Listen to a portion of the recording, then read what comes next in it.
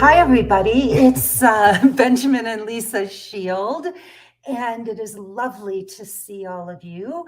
Welcome back to another Getting Inside the Right Male Mind. And today we are going to be talking about how to mirror a man's masculinity back to him and what that means.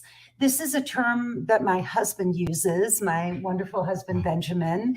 And so we're going to explore what that means and why it's so important and how you can do it. So I'm very, very excited about today's topic. And, you know, we hear often so much about how women need to be more feminine, and a lot of what's being put out by other love coaches or dating coaches always feels to me like women are being told to sit back and let a man do everything, right? We're just supposed to sit back and lean back and let a man come to us, plan the dates, pay for the dates, initiate, everything, including sex, and that as women, we're just supposed to sit there and receive. And I think that this is really not a good approach. In fact, one of our future Facebook Lives, and maybe we'll even do this next time,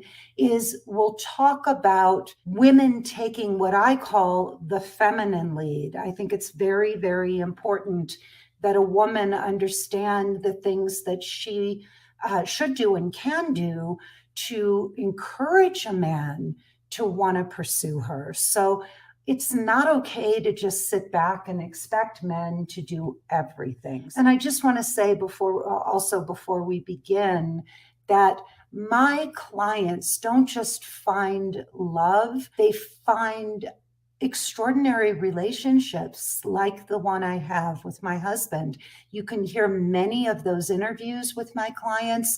You can hear them on my podcast, Dating Without Drama. You can find them on YouTube and also all over Facebook. But these clients that I interview are a testament to the work that Benjamin and I do together and the results of that work. These women find partners who are every bit as loving and supportive as my husband is. All right, so let's dive in, baby. This is a term that you have coined, mirroring a man's masculinity back to him. So let's start with just talking about what that means. I've always felt that in a relationship, the most important things for a woman, or two of the most important things, is to feel cherished, beyond her wild imagination. And also to feel protected, physically, spiritually, financially, all of the above. And for a man, it's even more simple. A man needs his masculinity mirrored back to him. And if he doesn't have that, he begins to either withdraw from the relationship or seek it elsewhere. But can you define, because that is not a term that women readily understand. So please explain what that even means. Right. For a man to feel masculine, he could feel it within himself. But to truly feel masculine, it's mirrored back in a heterosexual relationship, by a woman or by the women he sees. That could be as simple as, wow, you're so manly, to letting a man open the door, to pay for the bill, but to really mirror back to him that he's carrying on his masculine function. A man wants to be a man. And in a relationship, a woman wants the man to really be a man, to be masculine. And that is not a noun, it's a verb. It's something that constantly needs to be created in a relationship. So again, I really think this needs to be really defined.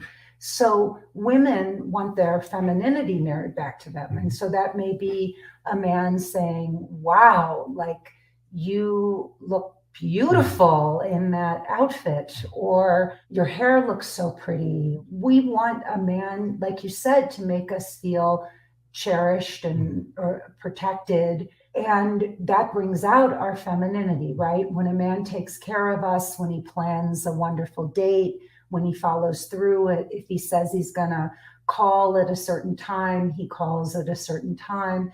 Those are ways that we feel taken care of and cherished and valued in the eyes of a man. And in doing so, that brings forth our femininity. We feel like we can let go, we can surrender, that this man has it under control, and we can give him the reins and let him lead. And when a man does that, we can relax into our feminine nature. So I want to very specifically define what is it. Maybe let's do it in terms of you and me. Okay? Well, let's first do it in general terms. Okay. And first, a man in a relationship deeply wants to make the woman happy. And he does it by often a certain amount of sacrifice, working hard at work, working among competition where he may be afraid of losing his job or someone taking his place in the hierarchy of work, of protecting, just even locking the house at night or making sure she's safe. And often men do this, but they're not acknowledged for it. Right. And so it's so important for a man just to hear the words, I so deeply appreciate you. You are such a man. The way that you show up at work, the way that you protect me, to protect the family, if there's a family, and that you do what you say you're going to do. You are a man. And that not only makes him feel like $1,000,000, but it makes him want to be even more of a man for the woman. And the opposite of that, and something that very often happens, especially in relationships today, women want these very successful men who are CEOs and world changers and whatever, and then they berate them for not making time for them, right? And you have, especially with younger men, you have men who are building their kingdom, they're sowing their seeds, it's the time in their life where they're really establishing themselves. And then they come home to a woman who's angry and frustrated because he's not making enough time for her, or she doesn't feel like a priority. But in many ways, what he really wants to hear is, wow, I am so proud of you, and I see how hard you work and how you take care of me and the family, and that means so much to me, instead of making him feel like he's failing her for not doing those things. So one would be mirroring his masculinity back to him, and one would be emasculating him. Yeah.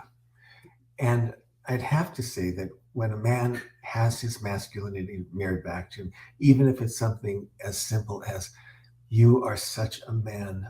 I so admire how you go out there and every day you fight for us.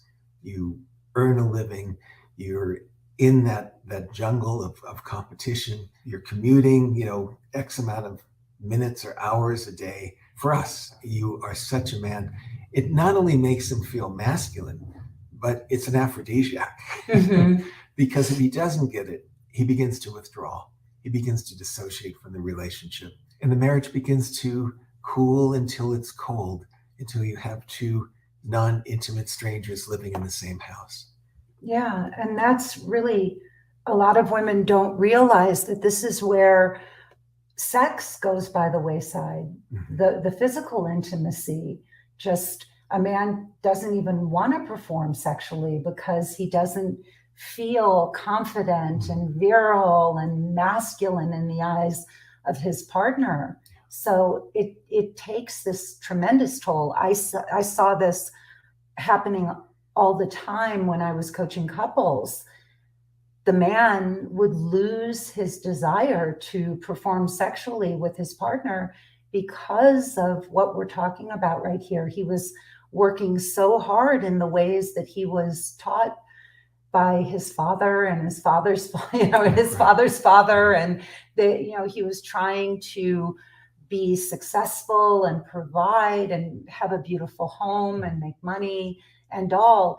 And I think one of the things that's a very difficult situation for both men and women today is that now women are also contributing and are breadwinners. And so even that can become emasculating or become an issue because she's earning, right? And he's also working and earning a living. The man may feel like he doesn't really have a way to impress the woman because that's now being taken away from him, when that was for centuries, for decades, a man's responsibility to provide financially for the family.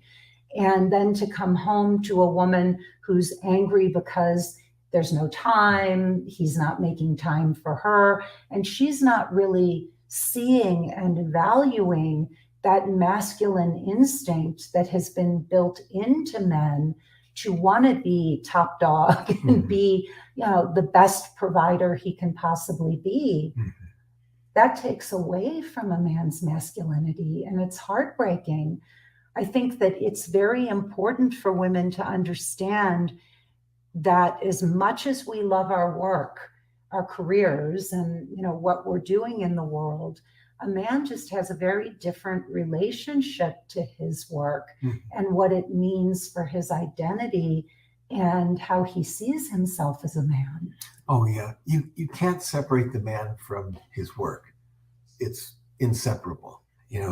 If that's done, there's a big chunk of him that can't be replaced, particularly if it's a career that's close to his heart. And you mentioned there are two-income families, and if a woman makes more than a man, it can be emasculating.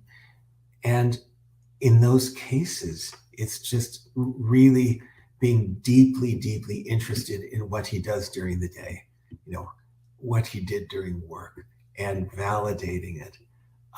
Knowing that his income may not be as much as hers, but she's deeply interested and validating everything he does with his job. Whether he may have lost his job during the pandemic or whatever, he may be waiting tables. And for a woman to say, how was your day? What was it like? Whoa, that sounded hard. Or, wow, that was great how you handled that. He'll feel great. He won't feel like, oh man, I went from a $150,000 a year job to waiting tables. He will still feel important, or as important as possible. Yeah. And we experience this. I mean, just to share from a personal level, you had a 38, 40-year practice in Los Angeles that you had poured your life and your heart into. And it was one of the best practices of its kind as not a physical therapist, but a manual therapist working on pain, right, and soft tissue injury. And you had done this for years, establishing yourself as one of the very best in the world. And something that was heartbreaking, you never thought in a million years. In fact, you used to say to me, I have the best career because I can go anywhere and work. All I need are my hands. And then we never imagined in a million years that you wouldn't be able to work because you couldn't touch someone. Because of the pandemic. And I was so touched and proud and admiring of you, how you didn't skip a beat. You came on my Q&A calls with the women who are in my 12-week emotionally naked dating coaching program. You wrote you started writing their online dating profiles, which are masterpieces. And it was an unfortunate situation, and yet you just saw where you could be productive and useful for both of us. And a dream of mine actually came true. Out of misfortune can often come great fortune. My dream of us being able to work together came true. And here we are now working together and helping these women and giving them a gift that they would never get, which is, they get to be the beneficiaries of your brilliant insights, which, oh my goodness, I just feel like that alone is worth its weight in platinum.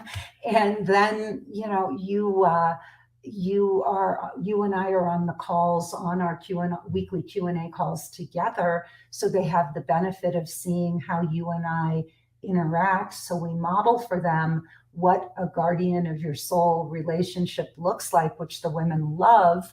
And then they get these profiles, which are really diamonds. I could not imagine someone writing better profiles anywhere. And what's so touching for me is that even though you're now rebuilding your practice here in Santa Fe and you're going, your practice is picking up, I mean, it is awesome how you are I love, the other night we went to an event here in Santa Fe for the mayor, the mayor of Santa Fe. It was a fundraiser event for him. And, we were fortunate enough to meet some wonderful people. And I loved watching you network. And, already you've gotten some wonderful clients coming in just from that event because you're such a magnet. So, but I'm so grateful that you're still willing to work with me, which is amazing. And we can work together in the program. So I just want everyone to see that this is how I talk to my husband. Right. This is how I talk to him. I was doing that purposely because this is how I mirror his masculinity back to him.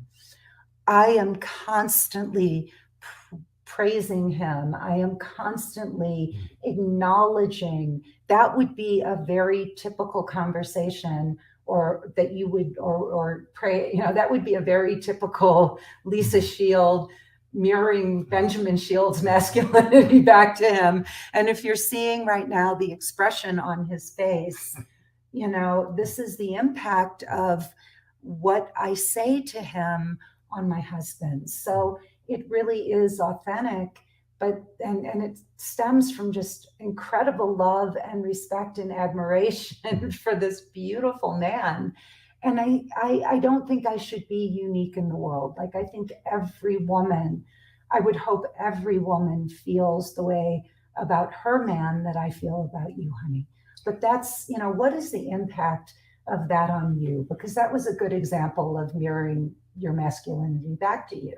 Yeah. Well, it makes me feel 10 feet tall. It makes me feel like a man at a time in my life where it may have been diminished. My identity for the last 40 years has been my career and, my relationship with you. But with that gone for a while, I could have been in the dumps. I could have really been depressed, withdrawn. And it's not just the big things that you mirror back, it's the little things. I had a cancellation at the end of the day yesterday, and I cooked dinner. And you couldn't get over how much you were enjoying it. This morning, you got up and you hugged me and you said, thank you so much for the wonderful dinner. And it makes me feel great. It makes me want to cook dinner tonight. Okay. Yeah. So it's the little things also, as well as the big things. Mm-hmm. And it's most important, not only every day, but those times where there may be a downside in a man's life. There may be a disruption. There may be questioning his own masculinity, his sexuality, his level of sexuality with aging, his body changing, all of those things. All of those things are happening with me, just with age. I'm 69. And you're constantly giving me praise about my body, how sexy I am, all of those things. And it keeps the relationship alive. It keeps it playful. It keeps it sensuous always. And I attribute it to you. Oh, wow, it's wonderful to hear. I can see the look in your eyes when I will mirror your masculinity back to you. And it just makes me feel so good. It's so genuine when it comes from me. But I remember one day I said, just because I say nice things all the time to you, that doesn't mean I don't really mean them. I'm not making this stuff up. And you looked at me and you said, well, that would be okay too. Well, and I said that as a joke, but it's actually true. Men need their masculinity mirrored back so deeply that they will go to places and pretend that their masculinity is mirrored back to them. They will go to strip clubs with a stack of dollar bills, and it's like an automated machine. Here's some money, mirror back my masculinity to me. And then they leave, they go home. But it's completely made up, it's completely make-believe, it's completely pretend. But he needs it so much that he's willing to pretend. Sometimes it seems like if a guy does something like that, it's because, well, he's overly sexual or all of that. The truth is, most guys go to places like that because they're feeling undersexual and they need that masculinity mirrored back. That's why they're there. And that's why they're like a pest machine doling out dollar bills in this pretend world, because they need it that much. Yeah. One of our listeners, Minerva, was asking, wrote, sounds like a lot of ego stroking. Do we get the benefits from that? And how can we make it authentic if we don't really feel it? Well, we navigate to the truth, to where we really do feel it. If we're with a partner, we try to see those things that partner does for us, or in ways that partner is masculine. And so we navigate that, even if it's something small. So ego stroking is a harsh term. I would use the term validating and appreciating and gratitude.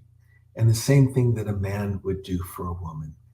She puts on clothes in the morning and her makeup and does her hair, and he says, you look beautiful, or I love how your hair looks today, or that dress looks, or blouse looks so good on you. And that's not ego stroking. That's truth. And it's coming from truth.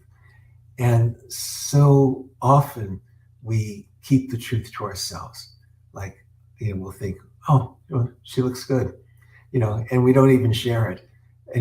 But the more details that we can share, the more potent it is. Same with a man. And just finding not only the big things, but the small things. Like, wow, you've been, I can see you've been working out, or whatever it may be, or those, I can't believe how good those shoes look on you, that you just got, it'll make them feel like $1 million. So there's not a falsehood to it. It's navigating to the truth and having that truth in the foreground rather than way in the background. Well, and it's also, if you can't find kind and loving things to say about the man that you're with, that might be a sign that you're with the wrong man, or that you have a highly critical nature and that you're looking for the flaws instead of all of the positive things about this person. So one of the ways that we keep ourselves separate from someone in a relationship is by looking for what's missing instead of all the wonderful things that are there. And this is part of the critical mind.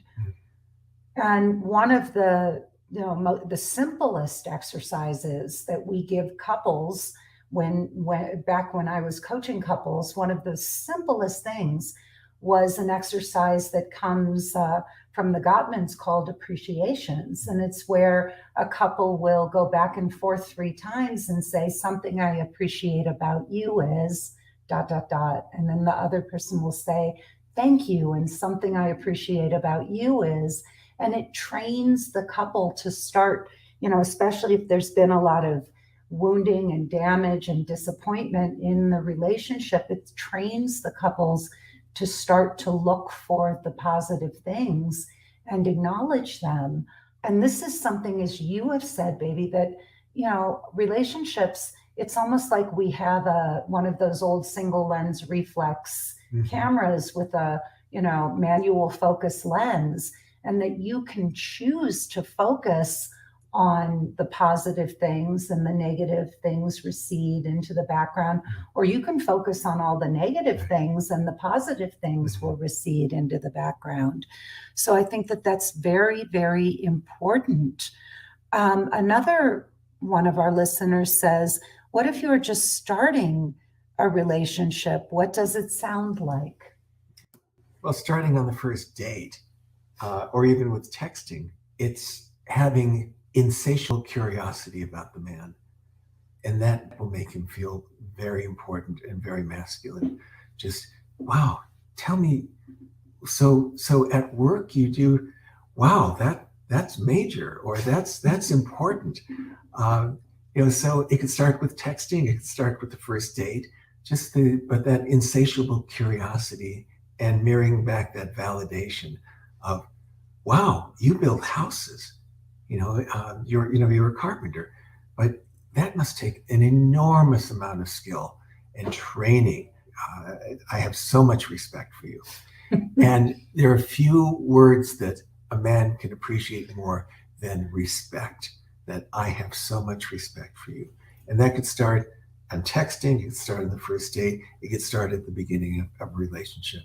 And the other one is, you're my hero. Yes. I often have that in the profiles, that in the profiles, a woman will say, describe herself and all of that, and also what she's looking for. And often we'll have, you will be my hero if you are emotionally available, financially stable, kind, have a generosity of spirit, all of those things. But a man wants to hear that instead of, don't bother to call, or write me if you're not emotionally available, if you're not generous, if you're not. But the difference between that and you will be my hero if you are, it says the same thing, and it's day and night. Mm-hmm. Another one is, it makes me so happy when you do this, right? Right. That's another one. Or it turns me on when you do that. Right. I mean, when I shave in the morning, I can be described as like a duck, and there's just water all over the place, I think it's just the position of the sink, it's me, and instead of Lisa saying, look at this mess, how am I supposed to put my makeup on? I think you said, it would make me so happy if you just dried off the sink, and all that. Done. I don't think there was another day, except, maybe if I was in a hurry or something, that the sink was, like a swamp. Yeah. Part of the beauty of loving a man, loving you, is making you feel like a man. And I know that growing older, for both of us, we're both now I just turned 60. This is a whole new chapter of my life. You're going to turn 70. Yeah.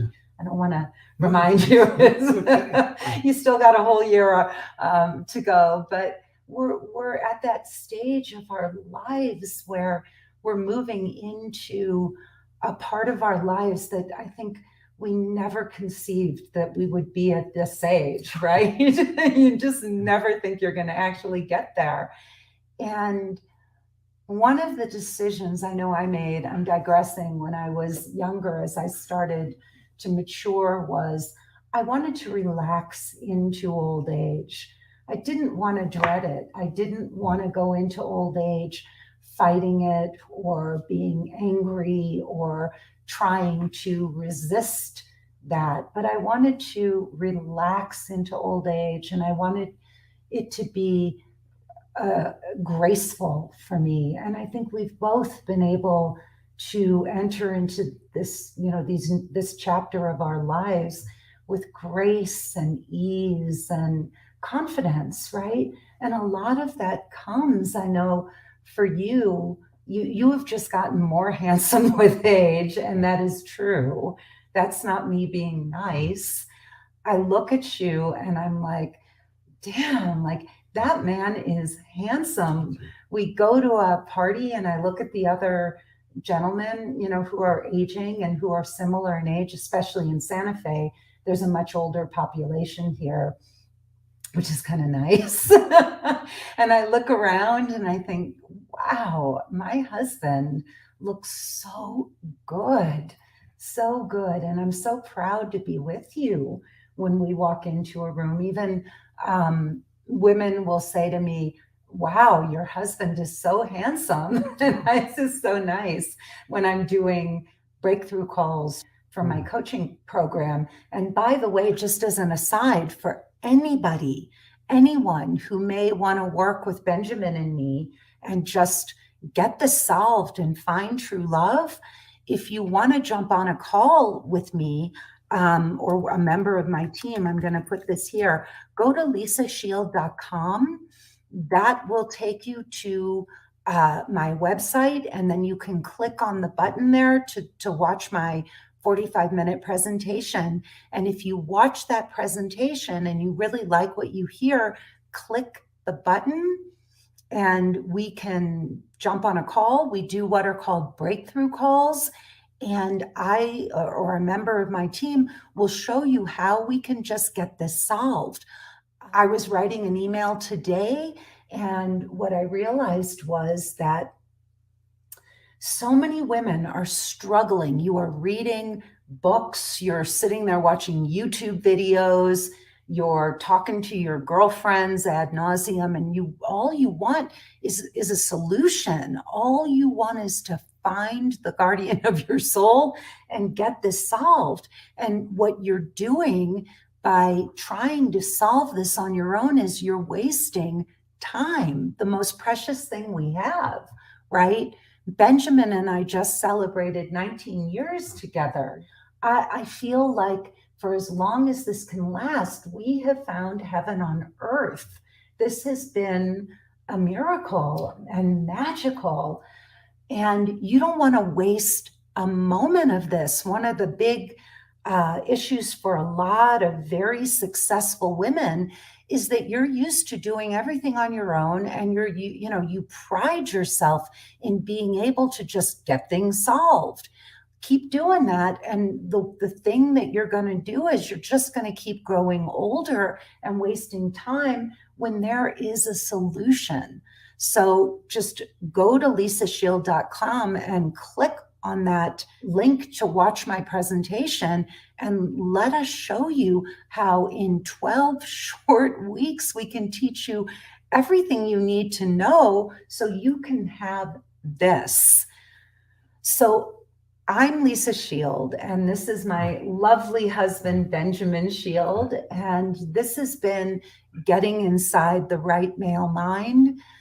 Learn how to mirror a man's masculinity back to him. Don't go into your relationships, into your dating, just waiting for men to do that for you. Men need this kind of mirroring and feedback as much as we do. If you really want to feel feminine with your man, start mirroring his masculinity back to him. Honey, what has it been like for you for 19 years to have a woman who just loves you with every cell in her being, and tells you 1,000 times a day in big and small ways, what a man you are? What does that feel like for you? It feels like I'm surrounded by love, like this. I'm in a balloon of love. And whatever I'm doing, whether it's going to the dry cleaners, whether I'm listening to the news and it's bad news, whether it's a hard day, whether it's a good day, I know that I'm surrounded by love, and it makes everything all right. It makes I couldn't imagine what it would be without that. Yeah. And even men who say they don't need this, like a lot of men will say, well, I don't need compliments, or, or for some men, it even makes them uncomfortable. Some men are they're longing for it. And yet, just like women, they push it away. Mm-hmm. And some of these are the same guys that will drive, incredible sports cars, have really expensive clothes, fancy watches, all of that. And part of it's for themselves, but part of it is to be acknowledged, even silently. They're doing it because they want that, to say, hey, I'm a man, I can earn this, I'm capable, I'm better than other guys. And so it's a silent way for them to try to reach out and get that validation brought back to them. Mm-hmm. Yeah. So it would be, sometimes women feel like men are trying to impress with a cool car, or by taking them to, certain places, or like flashing around their money and how successful they are. But really, they're trying to prove to women and show women how successful and how masculine they are, and that they're better than other men. And we often find it a turnoff, but it may be that we need to step back and say, wow, look at your car. Wow, don't you have a beautiful home? Or, gosh, you have a very impressive job. And as much as it may be hard to do that, the truth is men are wanting to impress women with those things. I don't think as guys we ever stop being that 6-year-old on a diving board and saying, look at me, look at me, look at me, and I'm going to do a fancy dive. We never lose that. It just changes with age, the stages of our lives. But we have always needed that. We always will need that. All right, honey. Thank you again for another wonderful, wonderful talk. I love you. I'm so grateful to you for doing this with me and for sharing yourself with all these women. I know it's not, in your natural frequency to do this. And I know in large part you do it out of love for me. So thank you. I'm very grateful. For me to be able to share you with other women and with other people is really a gift. So thank you for that. And thank you for giving a piece of your Sunday. Our Sundays are... It's my pleasure. Yeah, well, our Sundays are sacred. So I know that this is, a big thing for you to do this. Thank you, everybody, for listening, for all of... here's a couple of... There is a question here. So let's answer this last question. How to find an honest person and grow with that person. This is from Derek Singh. Well, time and being vulnerable yourself, because you can find if that your partner or potential partner is vulnerable or honest through their vulnerability. And you can tell if they're hiding something. So as you begin to unfold your own vulnerability and seeing how it's received and responded to, and if it's not received well, or in particular, if it's not responded well to it, there may be something withholding, and it can be a red flag. So my sense is the first step is really gently sharing those deeper parts of yourself without oversharing, seeing how it's responded to.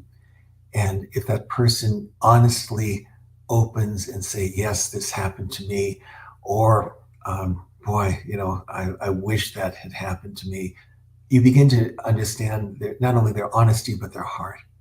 Yeah. And Derek, it's something like Benjamin said, it takes time. So one of the biggest mistakes that we're making today in relationships is that we rush in so quickly.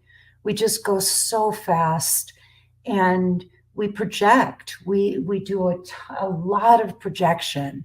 We want that honest person, and we want a relationship and we want it to be extraordinary. And so instead of building slowly, many of us just start off way up here, and we start to project and we make assumptions. And this is something that really, it takes time. You have to go through some life experiences, and you have to really see, is this person showing up consistently over time, right? Or am I noticing just little things like that just don't line up, that don't feel congruent? She's saying one thing and then she's doing another. So pay attention and be very careful, because rushing in too quickly is where we really, get caught. We really trip ourselves up. Yeah. And then Maria said, I met someone, we went out a couple of times. I asked him, where do you see yourself 5 years from now? And he answered that he doesn't know. Yeah. And he may not. He may not. He may not be in the position he wants to be in right now in life. It's like a marble finding the groove. His marble may not have found the groove yet. And so it's an honest answer. Some guys would say, well, I figure I'm going to be making well into the six figures and this and that and that. For a man to say, I don't know, is a very, very vulnerable thing for a man to say. I would explore that. I would, if you really, really like him or begin to like him, because you've only been out a couple times, just gently supporting him and saying, if you had a dream job, or if you could do anything you want, if you could just wave a magic wand and do anything you want, what would it be? And just help him in that dream. Mm-hmm. Yeah, asking more specific questions, Maria, instead of such a generalized question, like as Benjamin was saying, it will help him focus. And well, where in your career would you like to be would you like to be thinking about retirement? Would you want to be, in a higher level position? So it's better to ask, the more general question, and then help him to get more specific. And even then, share from your own perspective, these are some of the things I'm looking at in 5 years. This is where I would like to be in my life, because a man may feel like it might be a setup. Is she asking me, where do I want to be in my career? Or how much traveling do I want to do? Or is she asking me specifically, like, do I want to get married and have kids? So it can bring up like, whoa, that's a big, broad question. So I don't think it's a bad thing. Like Benjamin said, his vulnerability, he was very honest with you. All right, everybody. This has been Getting Inside the Right Male Mind with my lovely husband, Benjamin Shield. I'm Lisa Shield. You can learn more about the work I do by going to lisashield.com. You can go to my praise page and see all the women that I have helped find the guardians of their souls. If that excites you and you really want to just do the right work to get this solved now, please watch my 45-minute presentation, and then we can jump on a call. I can show you how I can help you get this solved in 12 weeks. Have a wonderful rest of your day. Bye-bye. We'll see you next week.